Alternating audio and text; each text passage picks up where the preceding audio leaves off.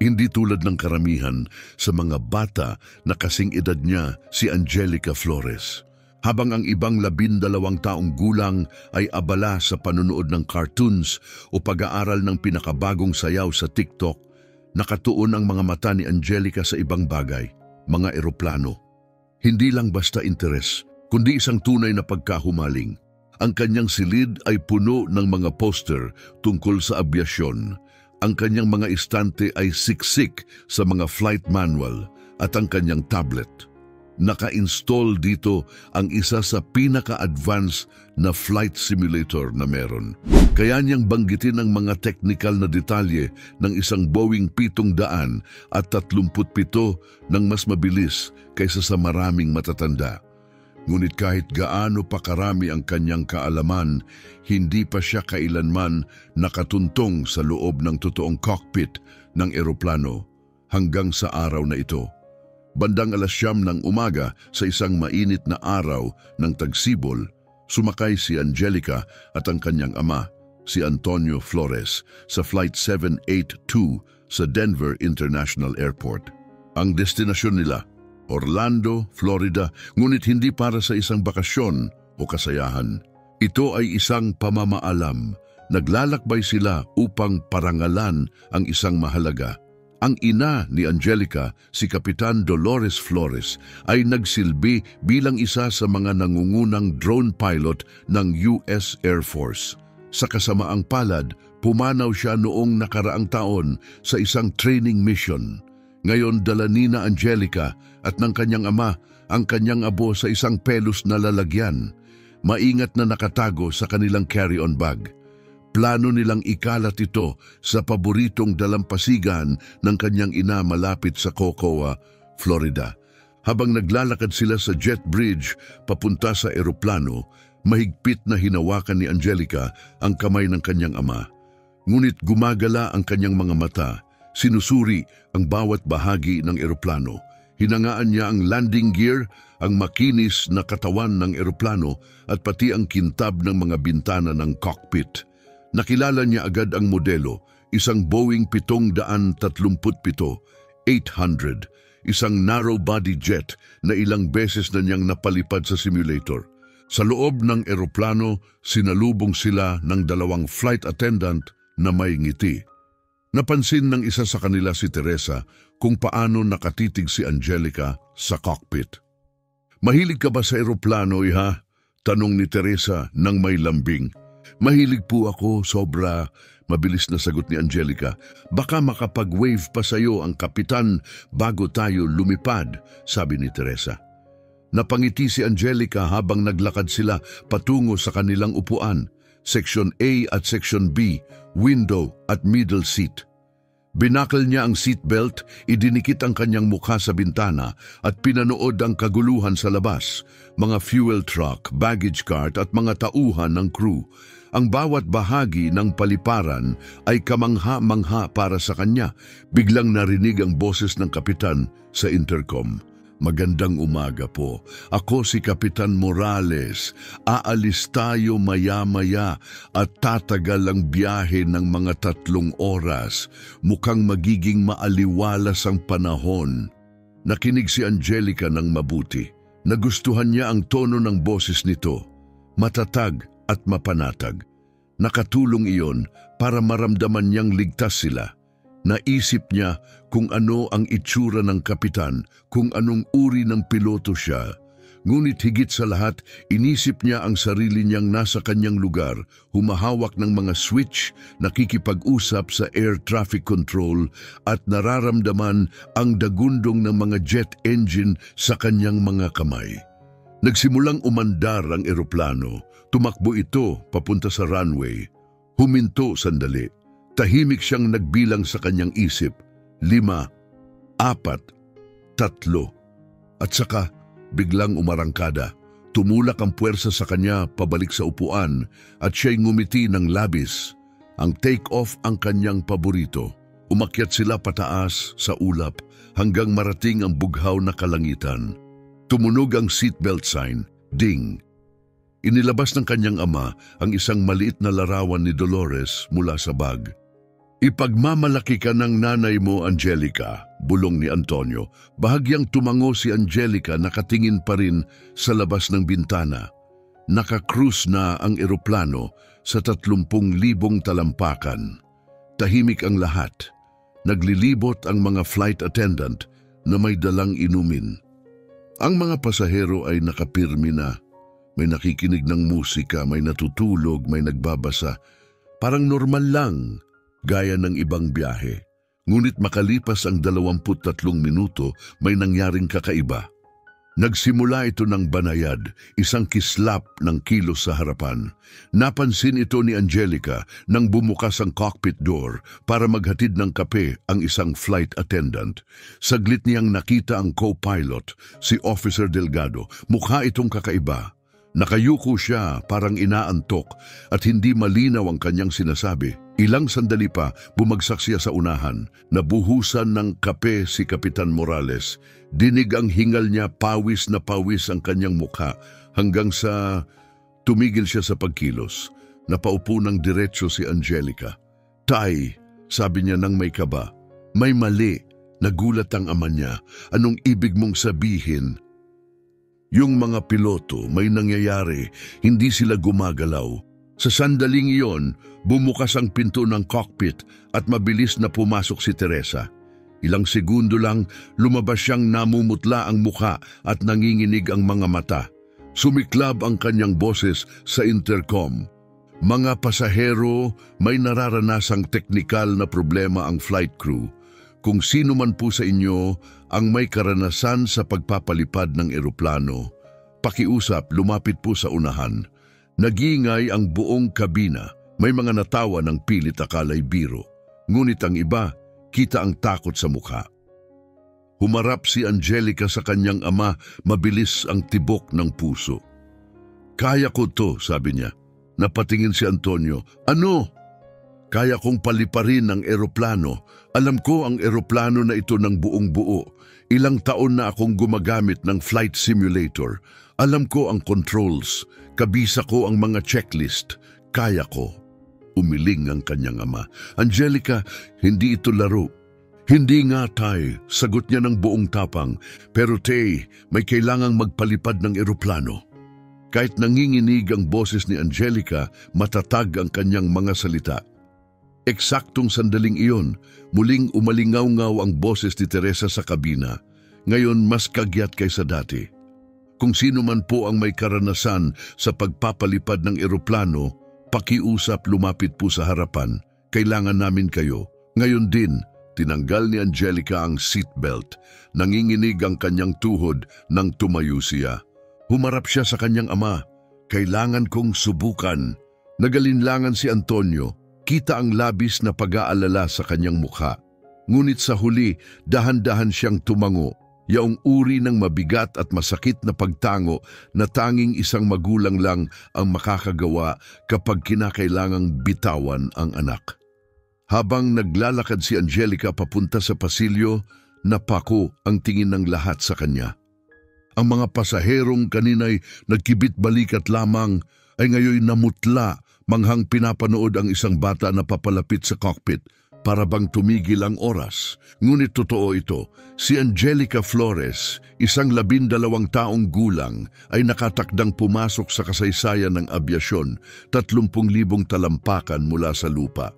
Huminto siya sa tapat ng cockpit, mabilis ang tibok ng kanyang puso, pawis na pawis ang kanyang palad.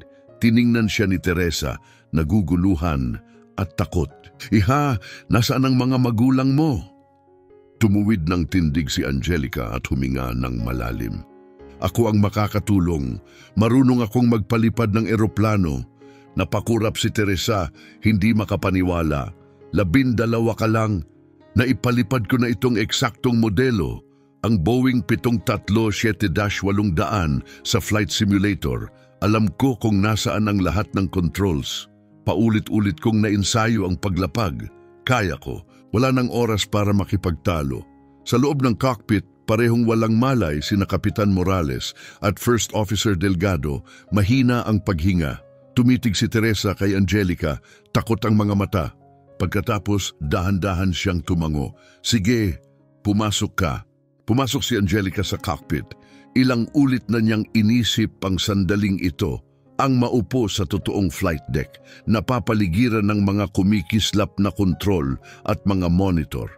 Ngunit hindi ito panaginip. Isa itong krisis. Magulo ang cockpit, maputla at mahina ang mga piloto, hindi pa bumababa ang oxygen masks, medyo nakatagilid ang control stick, pero hawak pa ng autopilot ang eroplano, pansamantala. Tulungan mo akong ilipat sila, sabi ni Angelica, matatag ang tinig kahit mabilis ang tibok ng puso. Nagdalawang isip si Teresa, ngunit agad ring kumilos. Magkasama nilang tinanggal ang seatbelt ng mga piloto at inilipat sila sa jump seat sa likod. Umupo si Angelica sa upuan ng co-pilot. Sobrang laki nito para sa kanya. Halos hindi abot ng kanyang mga paa ang rudder pedals. Pero ang layout ng cockpit, kabisa niya. Kumikinang ang digital screens, altitude, bilis, direksyon, at inisa-isa niya itong sinuri gaya ng libu-libong ulit niyang ginawa sa bahay. Inabot niya ang radyo, pinindot niya ang transmission button. Mayday! Mayday! Ito ang flight 782. Walang malay ang dalawang piloto. Kailangan ng agarang tulong. Over. Walang sagot. Mabilis niyang inilipat ang frequency, itinono sa emergency channel. Mayday, ito ang Flight 782. Nasa co-pilot seat ako. Inuulit ko, parehong walang malay ang mga piloto. Kailangan ko ng tulong. Pakiusap, sumagot kayo. Nagkaroon ng static pagkatapos may boses na pumutol sa ingay. Ito ang Jacksonville Center. Pakisabi muli, sino ang nagsasalita? Nilunok ni Angelica ang kaba. Ako si Angelica Flores. 12 taong gulang ako. Walang malay ang mga piloto. Sinusubukan kong hawakan ang eroplano. Tahimik. Pagkatapos, sinabi mo ba 12? Oo, mabilis na sagot ni Angelica. Pero kabisado ko ang eroplano na ito. Nagsanay ako sa modelong ito sa simulator. Kailangan ko lang ng gagabay. Sa lupa, sa isang air traffic control center na daan-daang milya ang layo, nakatulala si Controller Camila Mendoza sa radyo. Naguguluhan. Tumigil ang buong silid. Hindi ka siguro nagbibiro, bulong ng isang technician. Bata lang siya, bulong naman ng isa. Lumapit si Camila at kinuha ang mic. Sige Angelica, ako si Camila, tutulungan kita. Simulan natin sa altitude mo. Tiningnan ni Angelica ang display. 30,000 talampakan, airspeed 462 knots, papuntang east-southeast. Nagkaroon ng saglit na katahimikan. Pagkatapos bumalik ang tinig ni Camila, mahinahon at tiyak. Tama yan, ang galing mo. Okay bata, iuwi ka namin. Huminga si Angelica ng malalim, nangingilid ang luha sa kanyang mga mata. Ngunit hindi siya umiyak. Wala siyang oras para matakot. Ano ang nangyari sa mga piloto? Mahinang tanong niya. Hindi pa sigurado, sagot ni Camila. Posibleng pressurization issue. Pero sa ngayon, kailangan mong mag-focus sa paglipad, okay? Nakatayo si Teresa sa likod niya. Lumingon si Angelica. Pakisara ang pinto ng cockpit. Panatilihin mong kalmado ang mga pasahero. Huwag mong sabihing bata ang lumilipad. Sabihin mong may humahawak na. Tumango si Teresa, nangingilid ang luha. Ang galing mo, bulong niya. Pagkatapos, marahang isinara ang pinto. Bumalik si Angelica sa mga kumikislap na instrumento. Matatag pa ring lumilipad ang eroplano. Hawak ng autopilot ang kontrol. Sa ngayon. Pero alam niyang hindi iyon magtatagal magpakailanman. Okay Camila, sabi ni Angelica, matatag ang boses pero halatang kinakabahan. Ano ang susunod kong gagawin? Reroute ka namin papunta sa Augusta Regional Airport, tugon ni Camila. Mas maliit itong paliparan, mas tahimik, mas mahahaba ang runway at mas kaunti ang trapiko.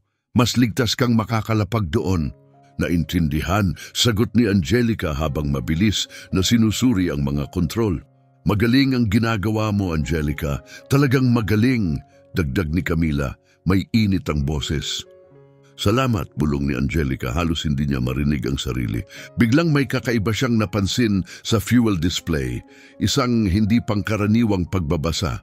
Camila, parang may mali sa fuel. Pwede bang imbalance ito? Napamura ng mahina si Camila. Mukhang mas mabilis maubos ang kaliwang tangke. Hindi ito ideal, pero kayang ayusin mamaya. Huwag muna nating alalahanin ngayon. Sa ngayon, kailangan kong tingnan mo kung hawak pa rin ng autopilot ang eroplano, patuloy ni Camila. Nakikita mo ba ang MCP? Mabilis na gumalaw ang mga mata ni Angelica at agad na natunto ng mode control panel.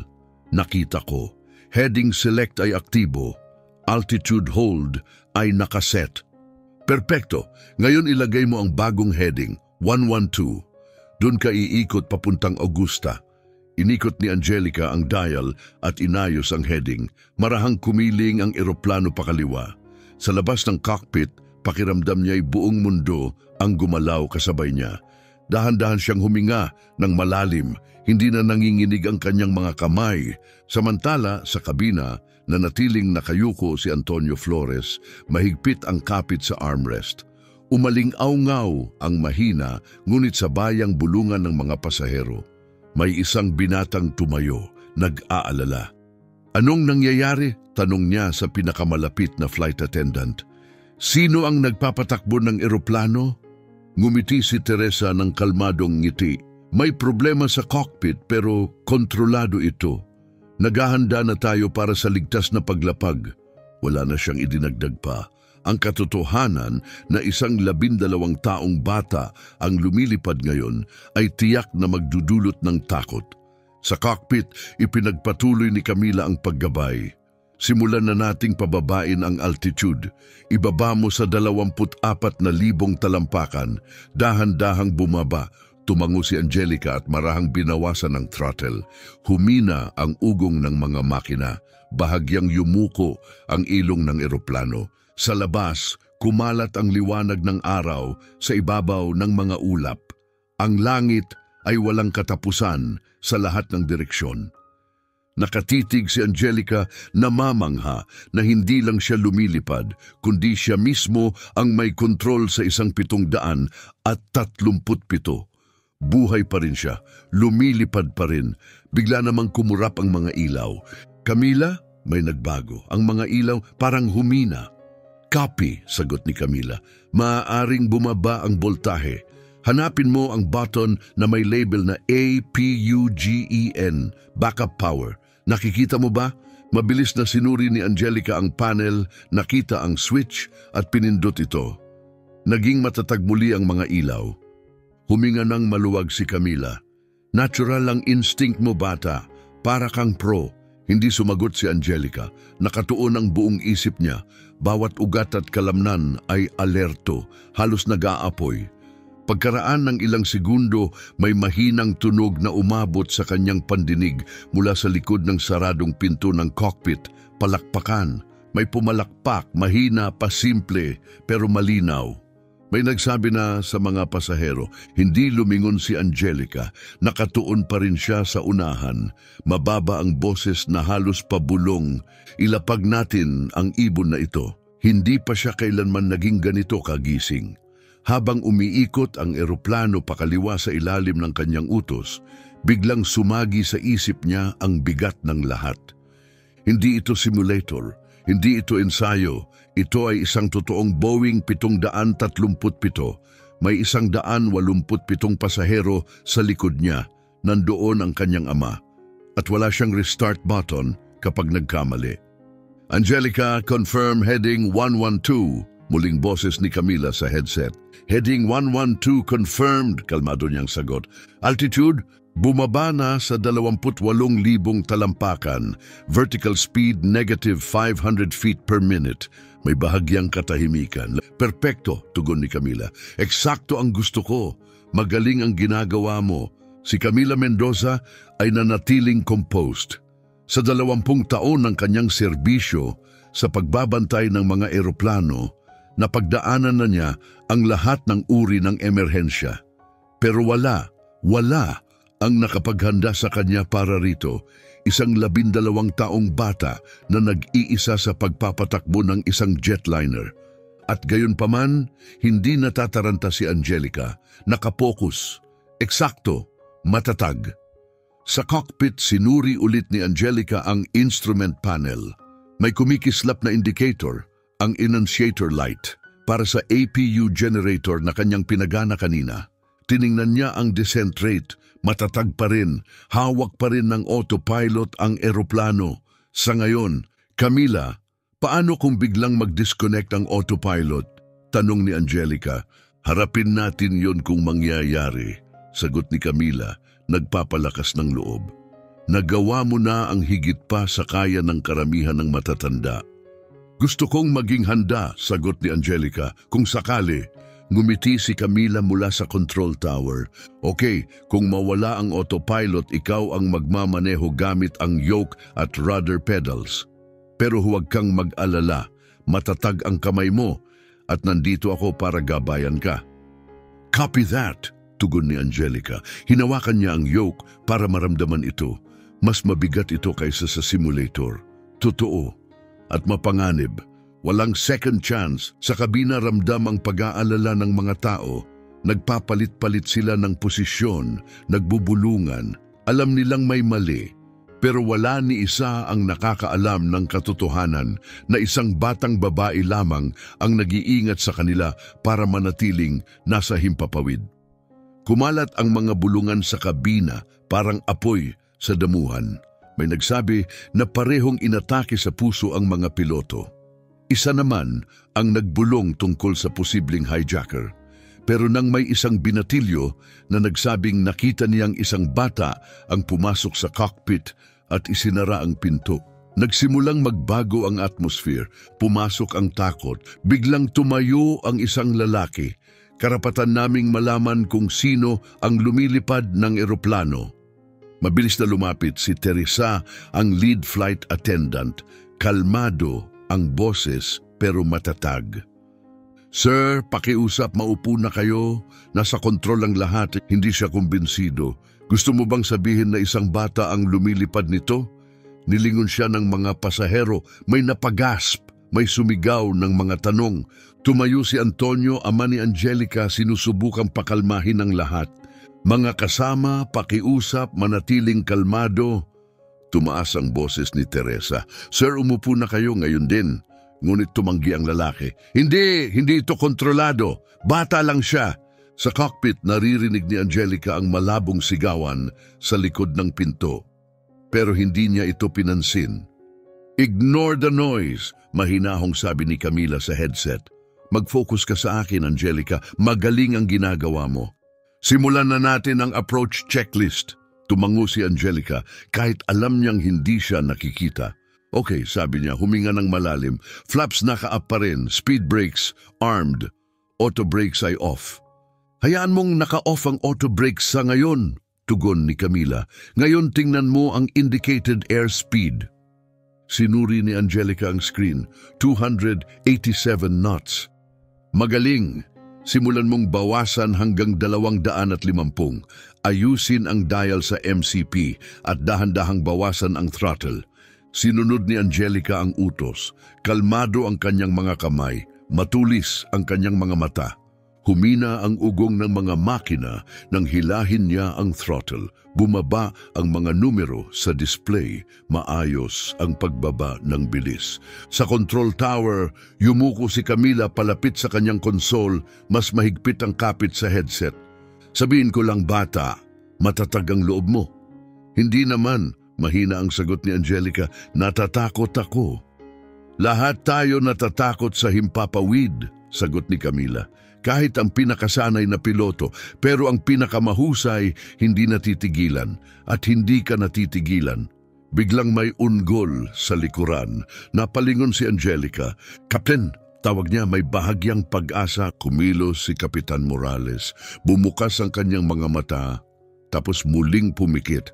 Basang-basa pa rin siya ng pawis, halos walang malay. Narinig ni Camila ang ingay sa mic. Isa ba sa mga piloto ang nagising? Parang ganon, sagot ni Angelica. Pero bumalik siya sa pagkahimbing. Naiintindihan, nakaabang ang paramedics sa lupa. Huwag mo silang isipin. Mag-focus tayo. Kailangan nating talakayin ang flaps. Nakuha, sagot ni Angelica. I-deploy ko kapag sinabi mo. Eksakto, first stage lang muna. Tatawagin natin ang susunod mamaya. Handa ka ba para sa ILS? Tanong ni Camila. Ngumiti si Angelica ng bahagya. Marami na akong nagawang ILS landing sa sim. Perpekto. Malapit na tayong sumalo sa localizer.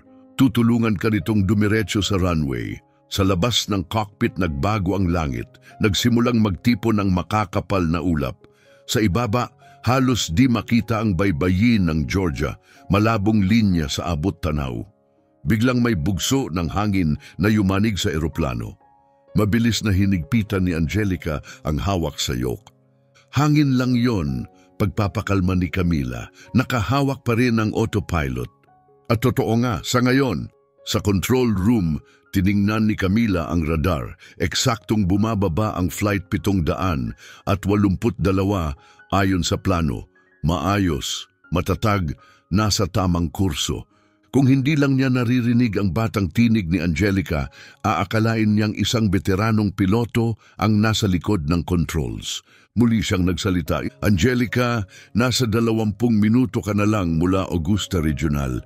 Nilinis na namin ang airspace.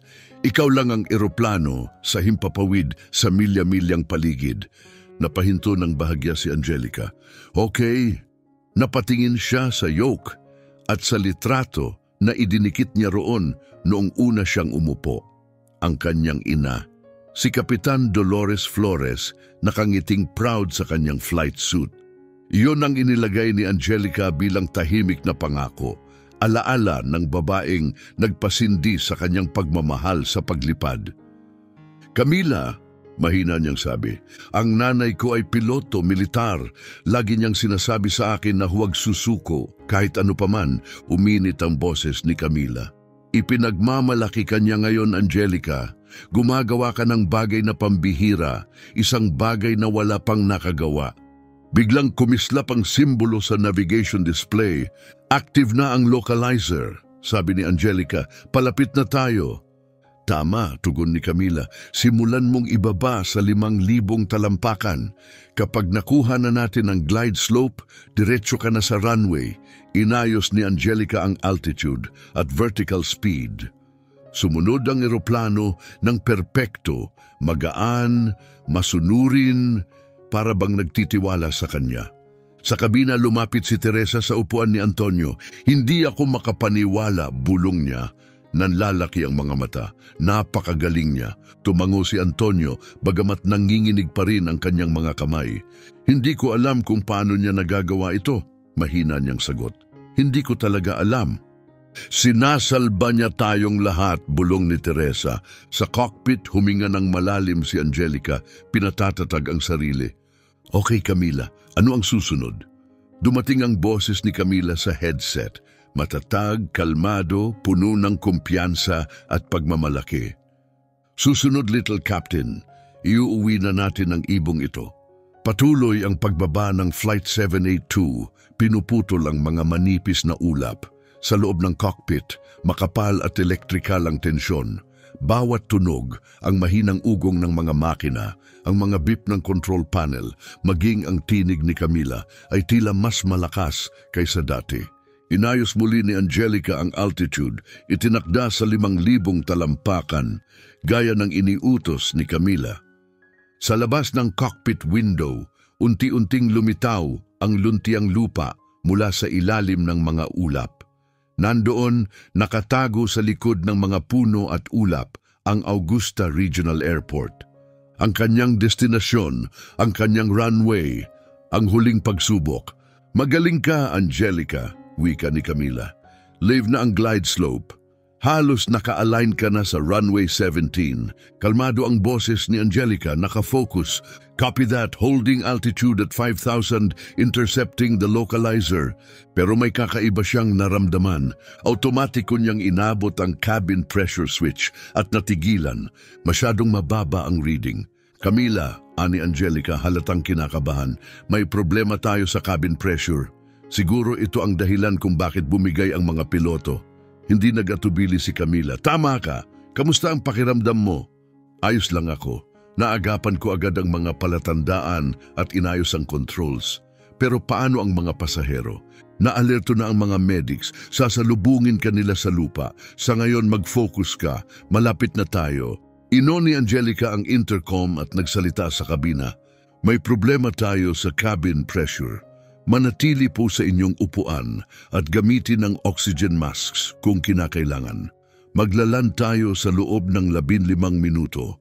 Manatiling kalmado. Sumagot si Teresa, bahagyang nanginginig ang boses. Copy that, Angelica. Ginagawa namin ang lahat ng makakaya. Bumalik si Angelica sa tower frequency. Camila, masama ang sitwasyon sa likod. Nagkakagulo. Alam ko, little captain, sagot ni Camila ng marahan. Ikaw ang humawak sa langit. Kami ang bahala sa lupa. Pero hindi lang nasa sistema ang problema. Kumalat din ang takot sa buong kabina. Sa row 20, umiiyak ng malakas ang isang babae. May isang lalaking sumisigaw, kumbinsidong ilang minuto na lang bago bumagsak. Nagmamadaling naglakad ang mga flight attendant sa pasilyo, dala ang mga oxygen mask at mga salitang nakapapawi. Pagkatapos, biglang humina ang mga ilaw ng kabina, nagpasiklab ng panibagong bugso ng takot. Tumayo si Antonio, matatag ngunit puno ng emosyon ang kanyang tinig. Pakiusap lahat kayo, ang taong lumilipad ng eroplano ay ang anak ko. Nagsanay siya para rito. Tama ang lahat ng ginagawa niya. Hindi makakatulong ang sigawan. Ang pagiging kalmado ang makakatulong sa kanya. Natahimik ang mga pasahero. Ang ilan ay nakatingin, hindi makapaniwala. Ang iba na may dahan-dahang naupo, malalim ang paghinga, pabulong na nagdarasal. Sa isang sulok may umiiyak na sanggol.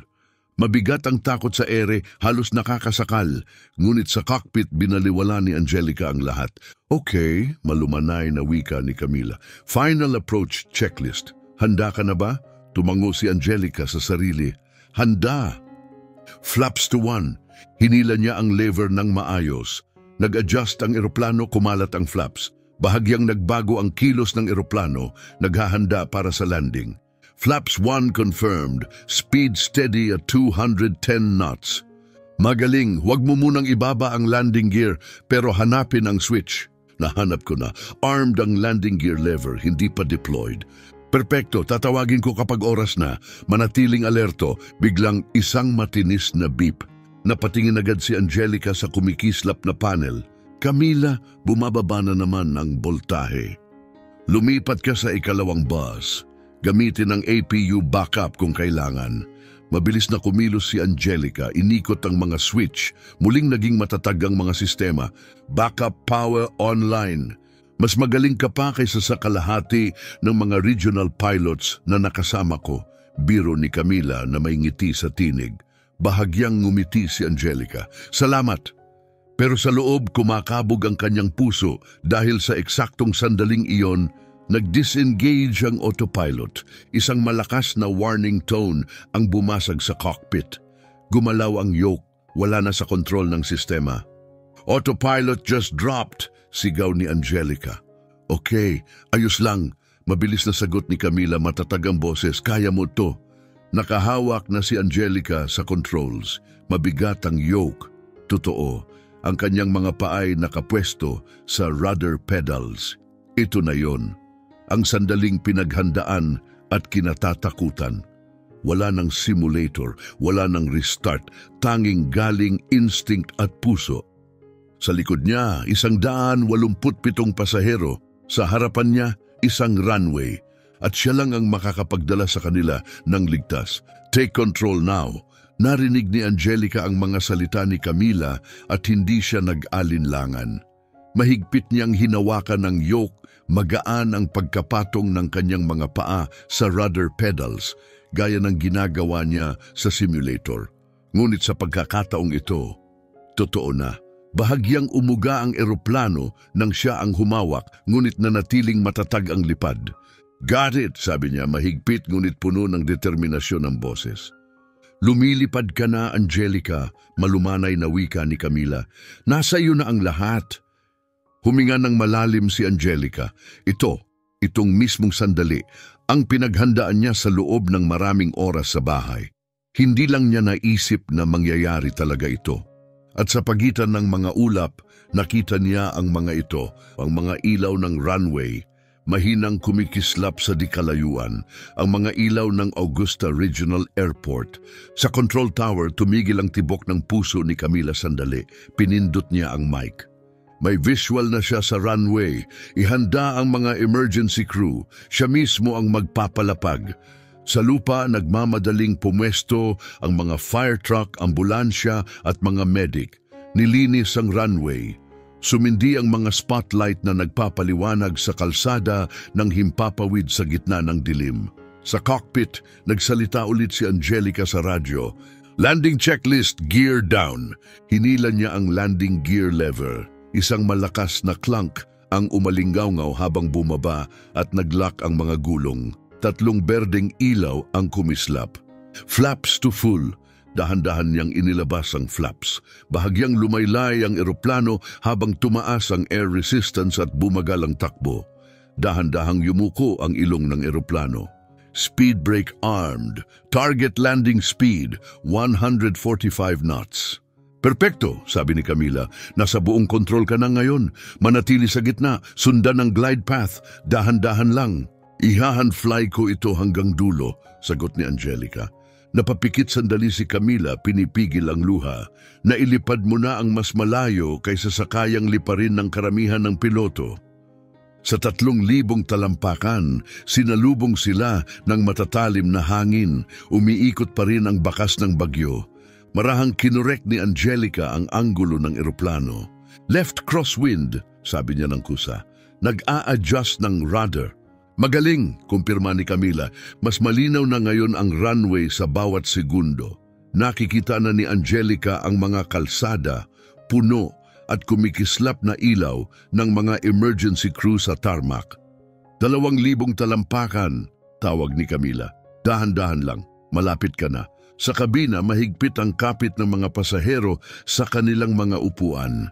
Ang ilan ay umiiyak, ang iba na may tuluyang natahimik. Nakaupo na si Teresa, nakabakal, nanginginig ang mga kamay.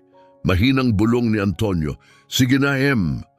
At sa cockpit mahina ring nagbulong si Angelica, Makakaya ko to." Pumasok na ang eroplano sa final approach. Matatag ang bilis, nakadeploy ang gear, fully extended ang flaps. Nararamdaman ni Angelica ang lahat, ang resistensya ng controls, ang bigat ng eroplano, ang galaw ng hangin sa ilalim ng mga pakpak. Nanakit ang kanyang mga kalamnan pero hindi siya bumitaw. Sa dumidilim na langit, ang runway ay tila kumikislap na laso ng pag-asa. Muling dumating ang tinig ni Camila. "All right, little captain, time to bring her home." Kumikinang ang mga ilaw ng runway sa lupa, parang mga bituin na gumagabay sa kanya pababa. Nakatitig si Angelica Flores sa unahan, mahigpit ang kapit sa yoke, sabay ang tibok ng puso at ang mga altitude call-out sa cockpit. Naensayo na niya ang landing na ito ng daan-daang beses, pero ngayon hindi ito laro, hindi ito virtual. May bigat na higit 75 tonelada ang eroplano, at nasa likod niya ang 187 pasahero, kabilang ang kanyang ama. Lahat umaasa na ligtas niyang maibabalik. 1,500 talampakan, mahinahong sabi ni Camila. Perpekto ang posisyon. Panatilihin ang nose level, ayusin ang descent rate. "Copy," sagot ni Angelica. "Speed steady at 150, glide path centered." Magaling, bulong ni Camila sa tower, nakatitig sa radar habang papalapit ang maliit na blip sa runway. Sa kabina halos hindi na matiis ang tensyon. Nakaupo ang lahat, matitigas ang katawan. Isang babae ang mahigpit na kumakapit sa rosaryo. Isang bata ang kumapit sa braso ng kanyang ama, dilat ang mga mata. Idinikit ni Antonio ang kanyang noo sa upuan sa harap niya. "Sige na, Angelica. Tulad lang ng sa sim." Sa cockpit, mas matalim ang isip ni Angelica kaysa kailanman. "Camila, slight left crosswind. Ina-adjust ko ang rudder para sa drift correction." "Magaling ang pagbabasa mo ng hangin. Manatili sa center line." Tumugon ang eroplano sa kanyang mga kamay na parang buhay. Bawat galaw niya may tugon. Para bang nararamdaman niya ang bawat gear, bawat flap, bawat panginginig. Huminga siya ng mabagal, may intensyon. At sa kanyang isipan, umalingaw-ngaw ang tinig ng kanyang ina. Calm is your co-pilot. Biglang dumating ang isa pang bugso ng hangin. Wind shear! Sigaw ni Angelica. Bahagyang kumiling ang eroplano, dumating ang boses ni Camila, puno ng matatag na pangugnay. Panatilihin mong steady, huwag mong labanan, sundan mo lang ang galaw. Tahimik na tumango si Angelica, sumabay sa kilos ng eroplano. Maingat niyang inayos ang yoke, sapat lang para manatiling pantay ang mga pakpak habang hinahampas ng hangin ang eroplano. Hindi kumurap ang kanyang hawak. Bumaba ang altimeter, 1,000 feet, 900, 800. Malayo sa ibaba, ang runway ng Augusta ay kumikislap na parang mga alitap-tap, pulang at puting ilaw na nagpapailaw sa mga emergency crew na nakahanda na. Nakahilera ang mga fire truck sa gilid ng runway, parang mga laruan na sundalo. Nakatayo ang mga paramedic na may mga stretcher. Sa bakod, nagsisiksikan ang mga reporter, nakaabang ang mga kamera. Sa control tower, natigilan ang lahat ng ibang tinig. Tumigil ang mga controller sa kanilang ginagawa at nakatutok sa iisang screen. Hand flying niya? Bulong ng isa. 12 siya, sagot ng isa pa. Hindi pa nga siya dapat abot sa pedals. Hindi tumingin si Camila. Mas piloto pa siya kaysa sa marami sa mga nakilala ko. Sa cockpit matatag, ngunit kalmado ang boses ni Camila. 500 talampakan. Naalala mo ang flare? Tumango si Angelica. Oo, hihilahin ng bahagya ang yoke bago sumayad. Main gear muna ang bababa, tapos throttle to idle. Yun mismo, kaya mo to, Lil Captain. Tumalim ang focus ni Angelica na parang laser. Maingat niyang inayos ang pitch. Puno na ng runway ang kanyang paningin, papalapit na parang pilak na laso. Medyo malabo ang mga ilaw, basa ang kanyang mga mata, nanginginig ang kanyang mga daliri. Sige na ma'am, mahinang bulong niya, samahan mo ako. 300, 200, 100 talampakan. Hinila niya ang throttle pabalik gamit ang kaliwang kamay. Sa kanan, marahan niyang hinila ang yoke. Bahagyang umangat ang ilong ng eroplano. Naging pantay ang lipad. Ngayon, bulong niya, dumikit ang main landing gear sa runway. Isang malambot na bounce. Pagkatapos ay tuluyang lumapat at gumulong. Kumaskas ang mga gulong, ngunit nanatiling matatag. Hinila niya ang thrust reversers, umungol ang mga makina. Sa headset sumigaw si Camila, "Down ka na, Angelica, nakalapag ka na." Inapakan ni Angelica ang preno. Bumagal ang eroplano, nanatili sa gitna ng linya. Mula sa likod ng cockpit door, hiyawan. Malalakas, emosyonal, walang kontrol. May mga umiiyak, may mga tumatawa, may mga nagyayakapan. Sa tower, pinunasan ni Camila ang luha sa kanyang mukha at itinataas ang kamao. Nagawa mo, Angelica, nauwi mo siya. Pero hindi pa nagdiwang si Angelica. Hindi pa. Speed decreasing, sabi niya, nakafocus pa rin. Reversers off, manual braking, 60 knots, turning onto taxiway Bravo. Kahit pagkatapos magpalapag ng isang commercial jetliner ng mano-mano, naalala pa rin niya ang after-landing checklist. Umiling si Camila sa tower. Grabe, kalmado sa ilalim ng matinding pressure. Huminto ang eroplano malapit sa mga nakaabang na emergency team. Nagkislapan ng pulang at bughaw na ilaw sa labas ng mga bintana. Umupo si Angelica, humilig pabalik sa upuan. Masakit ang kanyang mga braso. Mabigat ang bawat hininga, nangangatog ang kanyang katawan. Pero nagawa niya, bumukas ang pinto ng cockpit. Ang unang pumasok ay ang kanyang ama. Tumutulo na ang mga luha sa kanyang pisngi. Nagawa mo, bulong ni Antonio, garalgal ang boses. Nagawa mo, anak. Napatitig si Angelica sa kanya, kumurap. Totoo ba yon? Niyakap siya ng ama. Totoo, sabi niya, mahigpit siyang yakap. At sinagip mo kaming lahat. Isa-isa lumapit ang mga pasahero at crew sa cockpit, mga mukha nilang puno ng pagkabigla at luha. Umalingaw-ngaw ang palakpakan. May mga kumukuha ng litrato. Ang iba na may nakatitig lang sa batang babae na gumawa ng imposibleng bagay. Napatitig si Angelica sa mga paramedic habang mabilis silang pumasok para suriin ang mga piloto. Gising na si Kapitan Morales, nakatulala at naguguluhan. Anong nangyari? Bulong niya. Nawalan kayo ng malay, sagot ng medic. Pinaniniwalaan naming hypoxia. Cabin pressure failure. Swerte kayong buhay pa. Dahan-dahang nilingon ng kapitan si Angelica, nakaupo pa sa kanyang upuan. Siya ang nagpalipad? Tumango ang medic. Siya rin ang naglapag ng perpekto. Napakurap ang kapitan, tulala. Kailangan ko ng inumin. Sa labas, habang bumababa si Angelica sa hagdan papunta sa tarmac, sumabog ang mga tao sa hiyawan. Kumikislap ang mga kamera. Nagsisigawan ang mga reporter. Isang bumbero ang tumingin sa kanya at nagsalita. Bata lang siya. Umiling ang isa pa. Hindi, isa na siyang tunay na piloto. Tahimik lang na nakatayo si Angelica, pinagmamasdan ang kaguluhan. Ang mga ilaw, ang sigawan, ang halo ng hindi makapaniwala at paghanga. Pero pagkatapos, tumingin siya pa itaas. Sa langit, ang parehong langit na binaba niya lang mula kanina. At sa sandaling iyon, naging malinaw ang lahat. Hindi lang siya nakalipad ng eroplano, gumawa siya ng kasaysayan. Dumating ang bagyo, ilang minuto lang matapos lumapat ang mga gulong sa runway. Para bang hinabol nito ang flight 782 hanggang sa lupa. Umalingaw-ngaw ang kulog sa kalangitan ng Augusta Regional Airport. Bumuhos ang malakas na ulan sa tarmac habang nagmamadali ang mga bumbero, medic at opisyal ng eroplano papunta sa nakahintong sasakyang panghimpapawid. Nakatayo ng hindi gumagalaw si Angelica Flores sa boarding stairs. Nababasa ng ambon ang kanyang buhok at damit, ngunit hindi niya ito namalayan.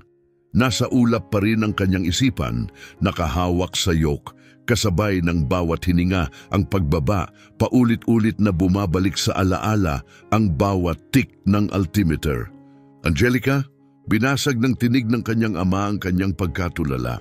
Paglingon niya, naroon si Antonio, balot ng manipis na pilak na rescue blanket at puno ng halo-halong emosyon ng mga mata. Pagmamalaki, hindi makapaniwala at pagkakasala. Pagkakasala na pinagdudahan niya ang kanyang anak, na pinakiusapan niya itong umatras gayong ipinanganak itong mamuno. Umakyat siya sa hagdan at mahigpit na niyakap si Angelica, halos mawalan siya ng hininga. Napakagaling mo, bulong niya. Sinagip mo ang buhay ko, pati tayong lahat. Hindi nakasagot si Angelica. Masyadong mabigat ang sandali para sa mga salita. Sa likuran nila, unti-unting bumaba ang mga pasahero. Ang ilan ay paika-ika. Ang ilan ay umiiyak. Lahat sila'y nagbago. May isang lalaking huminto at nagsabing nanginginig ang boses. Salamat, hindi ko alam kung paano mo nagawa iyon. Tumango lang si Angelica. Ang totoo, hindi rin niya alam. Sa loob ng terminal, nagsimula ang kaguluhan. Nakaabang na ang mga news crew. Kumalat sa buong mundo ang balita sa real time. Nagtrending ang child pilot. 12 taong gulang. Naglapag ng passenger jet ang nag-flash sa mga headline. Nag-viral ang mga kuha mula sa loob ng eroplano, malabong footage ng landing at ng paglabas ni Angelica mula sa cockpit, kumalat sa lahat ng platform. Milyon-milyon ang nanonood. Milyon-milyon ang naantig. Sa isang tahimik na sulok ng paliparan, malayo sa ingay, nakaupo si Angelica balot ng tuyong kumot. May hawak siyang mainit na tsokolate. Sa unang pagkakataon matapos ang maraming oras, huminto ang panginginig ng kanyang mga kamay. Sa harap niya lumapit si Camila Mendoza, sinamahan ng mga ahente ng FAA at seguridad. Lumuhod siya sa tabi ni Angelica at dahan-dahang inalis ang headset nito. Mas matapang ka pa sa personal, sabi ni Camila na may pagod ngunit mainit ng ngiti. Mas maliit ka kaysa sa inaasahan ko, sagot ni Angelica. Sabay silang natawa. Lumambot ang mga mata ni Camila. Ang ginawa mo, imposibleng mangyari, 12 ka lang. Walang formal na training, walang lisensya. May simulator ako, mahina ang sagot ni Angelica. Umiling si Camila. Hindi simulator ang naglapag ng jet na yon, ikaw mismo. Nagseryoso ang kanyang boses. Nanatili kang kalmado sa ilalim ng pressure. Hinarap mo ang sabay-sabay na system failures. Nakipag-coordinate ka sa air traffic control. Mano-mano mong inilapag ang isang Boeing sa gitna ng bagyo. Hindi iyon swerte. Instinct yun.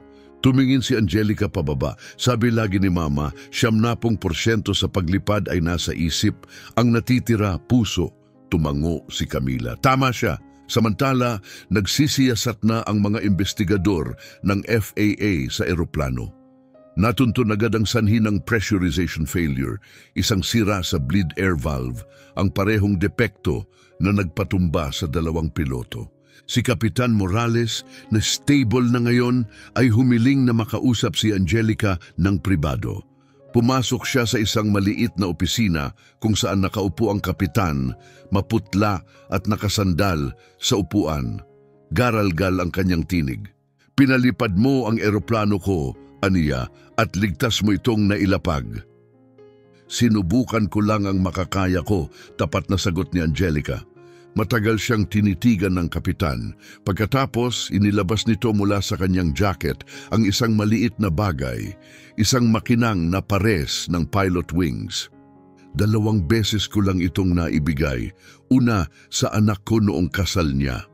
Ikinararangal kong ibigay ito sa iyo, na puno ng luha ang mga mata ni Angelica habang tinanggap niya ito gamit ang nanginginig na mga daliri. Salamat, Captain, ngumiti siya. Hindi, salamat sa iyo, Captain. Makalipas ang ilang oras, dinala sina Angelica at Antonio sa isang malapit na hotel. Lahat ng gastusin ay sagot ng airline. Inalok sila ng counseling, pagkain at suporta, anumang kailangan nila. Ngunit hindi makatulog si Angelica. Nakatayo siyang nakayapak sa balkonahe, nakatingin sa abot tanaw. Kumislap ang mga kidlat sa malayo. Paalis na ang bagyo. Sa itaas niya unti-unting lumitaw ang mga bituin sa nagliliwanag na kalangitan. Iyon din ang langit na nilipad niya. Tahimik na lumapit si Antonio, tumayo sa tabi niya. Kumusta ang pakiramdam mo? Tanong niya. Pagod, sagot ni Angelica. Buhay, kakaiba, ngumiti si Antonio. Magandang sagot iyan. Tahimik silang nanatili ng ilang sandali bago siya bumulong. Sa tingin mo ba, proud si Mama?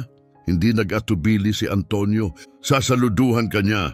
Mahinang ngumiti si Angelica. Lagi niyang sinasabi, naman ako ang kanyang katigasan ng ulo. Sinabi rin niya na namana mo ang kanyang tapang, dagdag ni Antonio. Tumingin si Angelica sa hawak niyang pakpak, ang ibinigay sa kanya ni Kapitan Morales. Hindi lang ito palamuti, hindi lang alaala, totoong pakpak. Ang mga pakpak na ito ay hindi gawa sa plastik o imahinasyon, kundi inani, hinubog sa bakal at himpapawid. Gusto kanyang lumipad ng totoo, malumanay na sabi ni Antonio, hindi lang sa laro. Sa tingin ko iyon talaga ang gusto ko simula pa lang, sagot ni Angelica ng mahina. Hindi ko lang alam hanggang ngayon. Kinabukasan, nagising si Angelica Flores sa isang mundong nagbago. Dumagsa ang mga hiling mula sa media.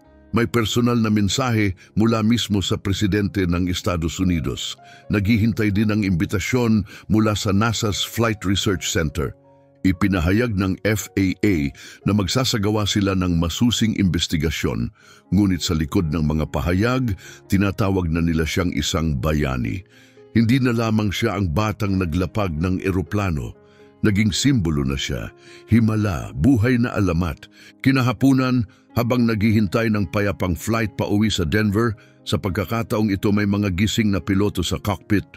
Nakaupo si Angelica sa isang cafe, sa paliparan, nakabukas ang kanyang notebook. Sa itaas, isinulat niya, Flight 782, mga aral na natutunan ko sa langit. Manatiling kalmado, pagkatiwalaan ang natutunan, huwag hintayin ang iba para kumilos. Mas matapang ka kaysa iniisip mo. Ang paglipad ay puso, hindi lang kamay. Huwag maliitin ang batang may pangarap. Sandali siyang tumigil, tapos idinagdag ang huling linya. Umupo palagi malapit sa cockpit just in case. Paglapag nila sa Denver kinabukasan, hindi na ito basta simpleng pagdating para itong red carpet. Nagsisiksikan ang mga reporter malapit sa gate. Tahimik na tumango ang mga TSA agent bilang pagkilala. Ang mga kapwa pasahero ay nagbubulungan, nakatitig, nagtataka kung paano tutugon. Ang ilan ay nagpasalamat, ang iba'y nanatiling tahimik, lahat sila'y nakilala siya. Hindi na lamang siya ang batang mahilig sa eroplano. Siya na ngayon si Captain Angelica Flores, mukha ng tapang, pagkakalma at posibilidad. Bumuhos ang mga headlines, Kid Captain saves 187 lives. 12-year-old hero lands jet. The future of aviation has arrived. Pagkaraan dumating ang tawag, inimbitahan ng White House sina Angelica at Antonio sa Washington, D.C. para sa isang formal na seremonya. Sa Rose Garden, napapaligiran ng mga kamera at bulaklak, nakipagkamay siya sa presidente. Pinaalala mo sa amin kung ano ang tunay na tapang anya at pinaalala mo sa mundo na makinig kapag nagsasalita ang kabataan. Nag-react ang mundo. Bumuhos ang mga liham, daan-daan mula sa iba't ibang panig ng mundo. Mga piloto, guro, magulang, bata. Isang sulat mula sa isang batang babae sa Pakistan ang nagsabi, "Bago kita nakita, hindi ko akalaing kayang lumipad ng mga tulad natin. Ngayon, alam kong kaya natin." Tinupi yun ni Angelica at itinago sa kanyang backpack. Nag-alok ang mga airline ng honorary memberships.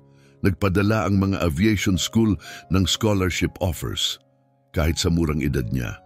Isang prestihiyosong flight academy ang nagbigay pa ng leather jacket na may nakaburda, Captain Angelica Flores.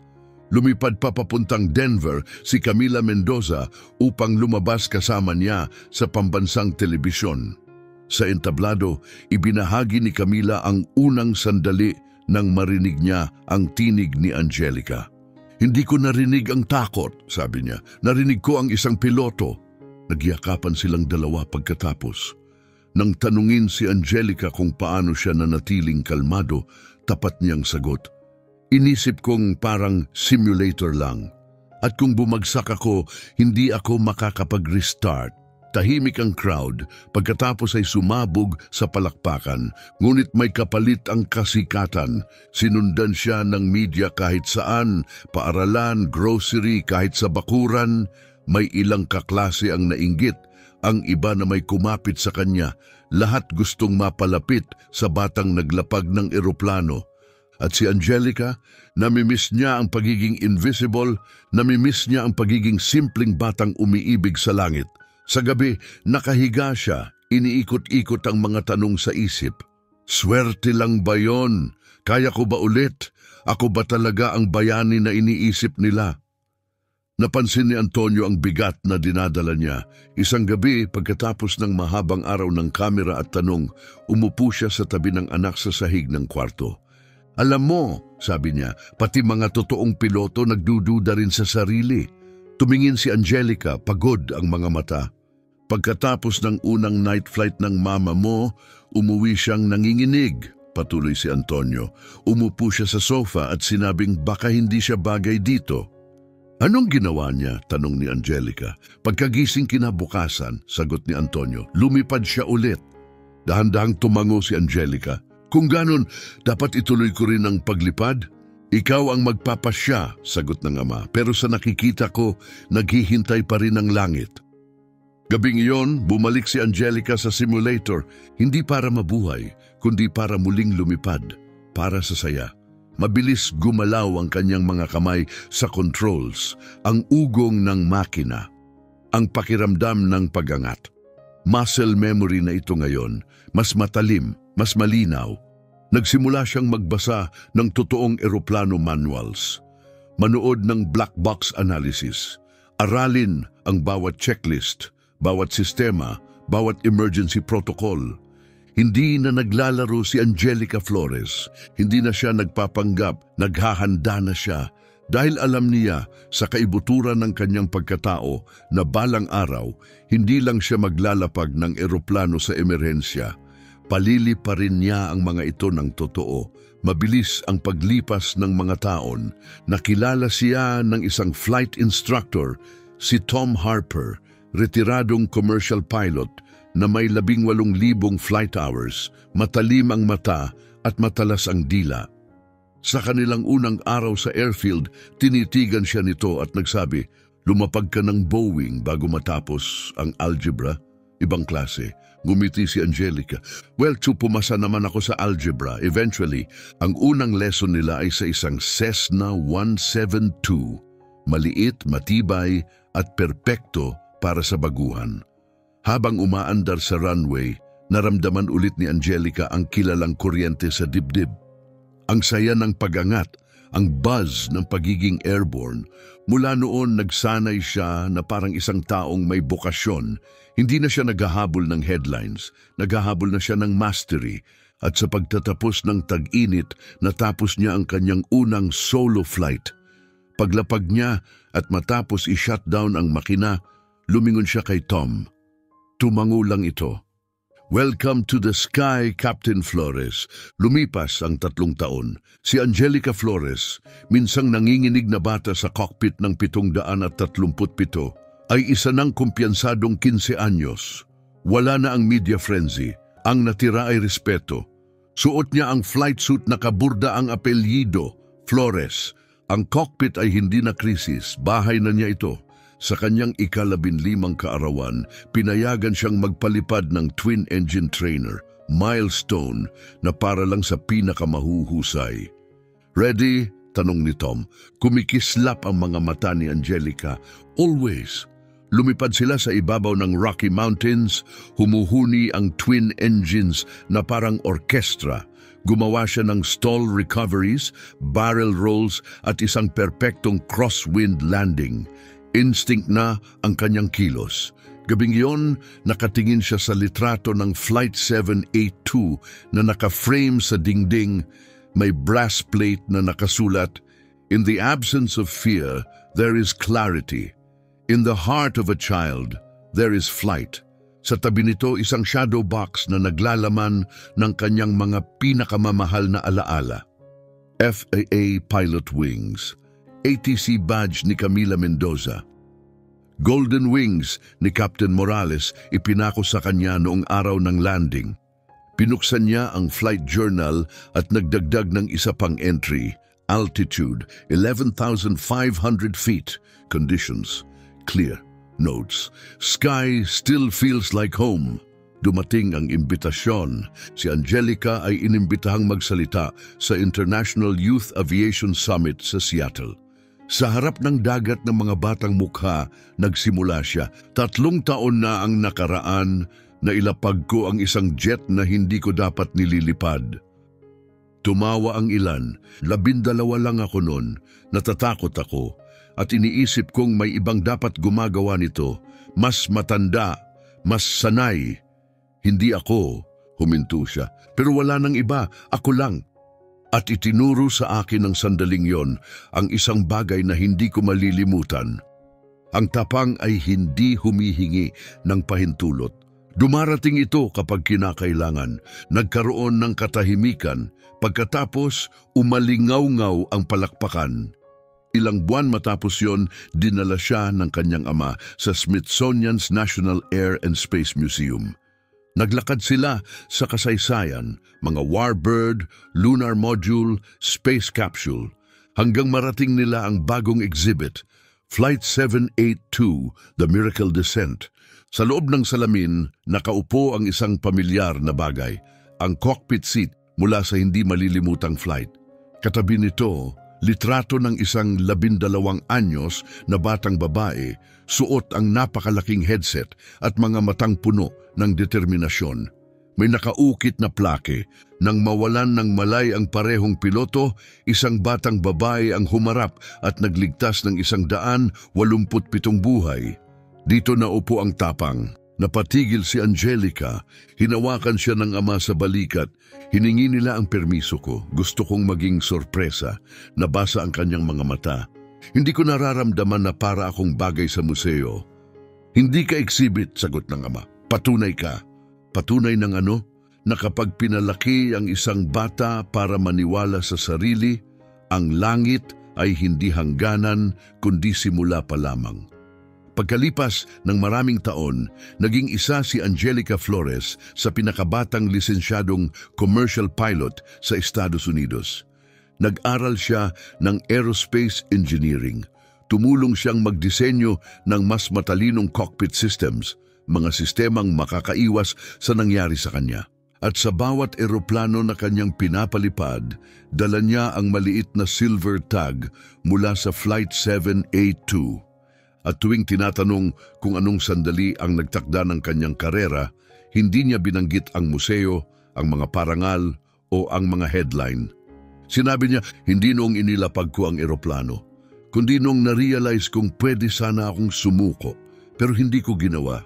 Dahil minsan, kapag nagsasara ang mga ulap, kapag nagiging mabangis ang langit, kapag wala ng ibang kikilos, isang 12 anyos na batang babae ang hahawak sa yoke at tatangging matakot. At iyon ang paraan kung paano lumilipad ang mga alamat